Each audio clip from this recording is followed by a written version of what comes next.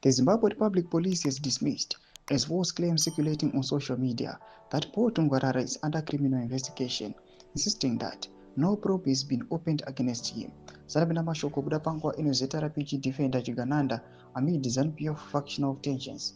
Don't subscribe or like on the bell icon. Tipina pana pamna mumda nyuka mshinsi. Tungwarara, a close ally of President Emerson Mnangagwa and a prominent financier of the ruling party's ED 2030 agenda, is emerged as one of the most visible figures bankrolling ZANU-PF programs across the country. He operates in the same political and business orbit as controversial tycoons Kutaguri and Wikno Jivayo, whose rises coincided with Mnangagwa's consolidation of power.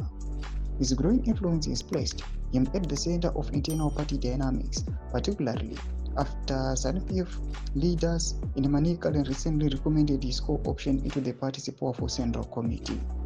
Since Friday, a document purporting to be an official ZRP statement circulated widely on social media, alleging that police were seeking to question Tungwarara over suspected fraud linked to his companies, Paulo's Construction and Prevail Group International.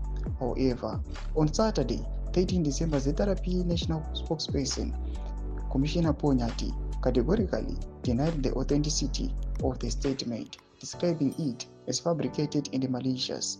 In course, the Zimbabwe Republic Police dismisses a fake and false statement circulating on social media to the effect that the Police Commercial Crimes Division is seeking to question tempter Paul Tungwarara in connection with the purported fraudulent activities linked to his companies, Nyati said. For the record, the Criminal Investigation Department's Commercial Crimes Division is not conducting any investigation on Dr. Tempter Paul Tungwarara.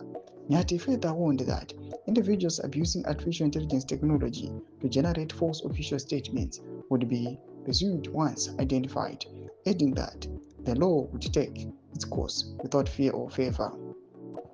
The fake statement alleged that Tungwarara was being investigated over several high-profile projects, including the Harare City Council refuse collection contracts, the Cyber City project, where it claimed a foreign investor, Nawab Saji UAE Mulik, lost $2 million in the presidential bond scheme.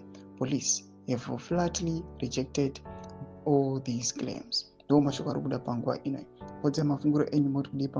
developments. Subscribe or like, hit on the bell icon.